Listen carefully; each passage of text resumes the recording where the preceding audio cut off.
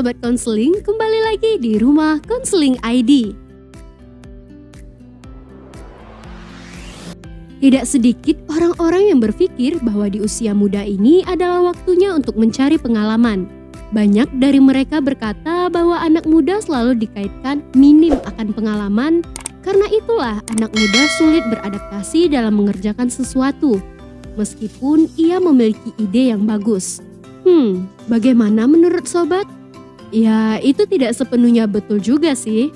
Namun, kalimat tersebut sepertinya tertanam kepada mayoritas generasi milenial kita.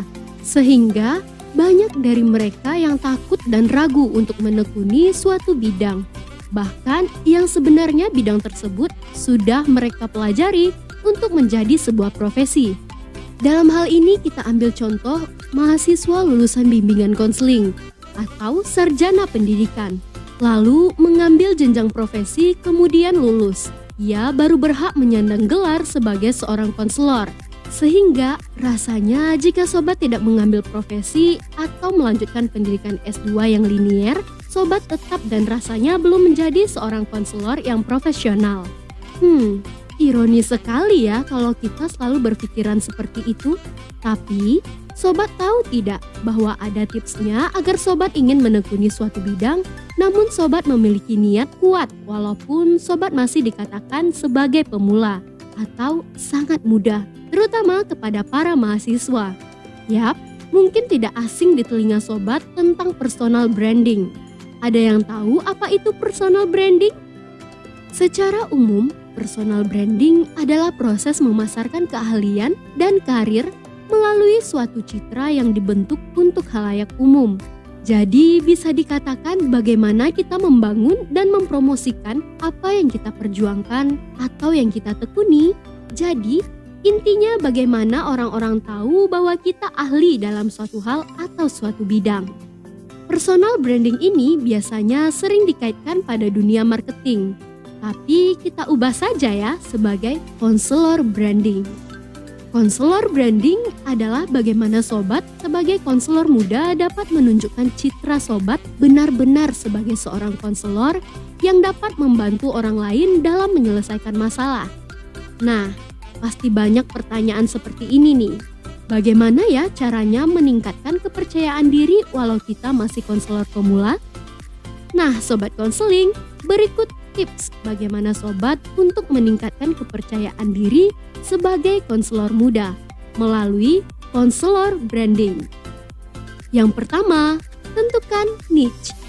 Ya, niche adalah suatu kebiasaan atau rutinitas yang sering sobat lakukan. Kalau dalam hal lain, bagaimana aktivitas dan rutinitas sobat yang menunjukkan sobat itu memang berkecimpung di bidang konseling atau konselor. Contohnya, sobat rutin mengikuti kegiatan sosial, kemanusiaan, menjadi relawan, mengikuti seminar atau pelatihan yang akan menunjang sobat sebagai seorang konselor. Pada dasarnya, niche dan profesi berjalan beriringan. Yang kedua, personal image. Nah, personal image di sini adalah bagaimana sobat membangun persona atau citra diri sobat. Bagaimana sobat ingin orang lain mengetahui sobat, bisa dari kepribadian, perilaku, karakter, atau dengan kata lain, personal image. Personal image adalah gambaran diri sobat ketika orang lain mengenal atau mengetahui tentang sobat. Dalam hal ini, sobat bisa membangun personal image dari prestasi yang sobat peroleh atau kegiatan bahkan organisasi yang sobat ikuti sehingga itu memberikan ciri khas pada personal image sobat. Yang ketiga, upgrade skill sobat. Nah, ini merupakan hal yang penting. Apapun profesi atau keahlian sobat yang ingin sobat tekuni, untuk meningkatkan konselor branding banyak sekali sumber yang dapat sobat peroleh atau sobat dapat lakukan melalui tahapan-tahapan berikut. Tahapan pertama adalah kompetensi.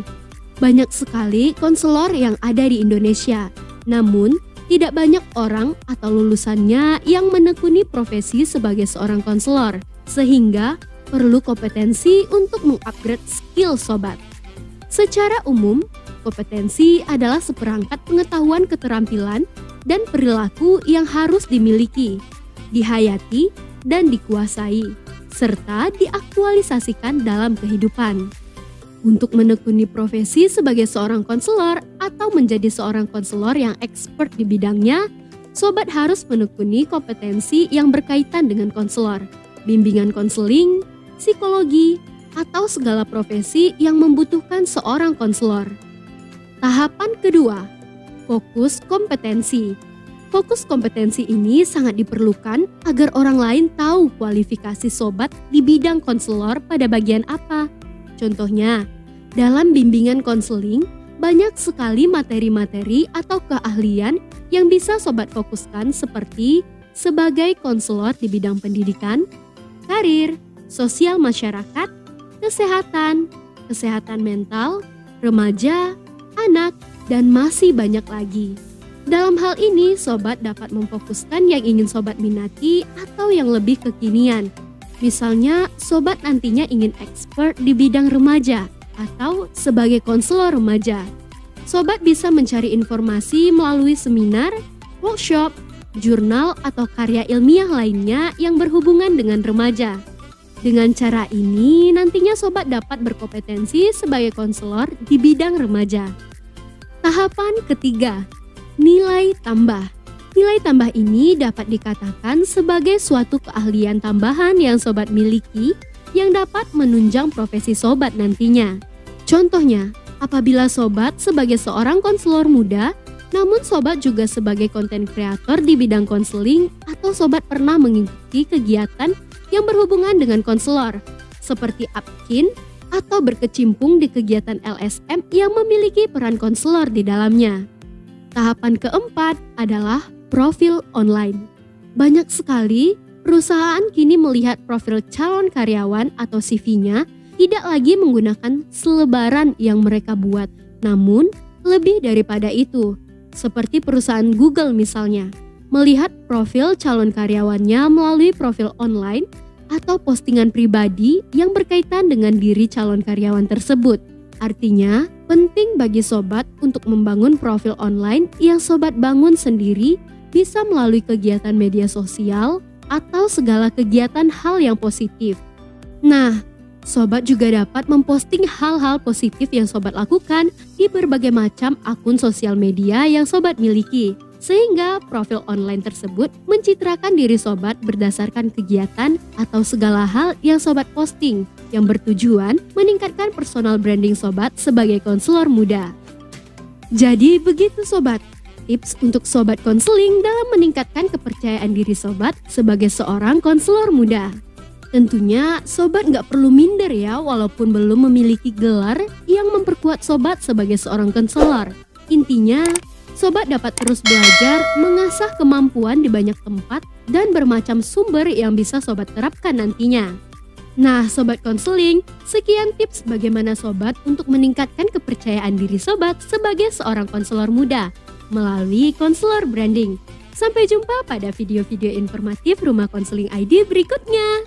Bagi sobat yang ingin mengetahui lebih lanjut, silakan ikuti sosial media rumahkonseling.id, di Instagram rumahkonseling.id, dan website rumahkonseling.id.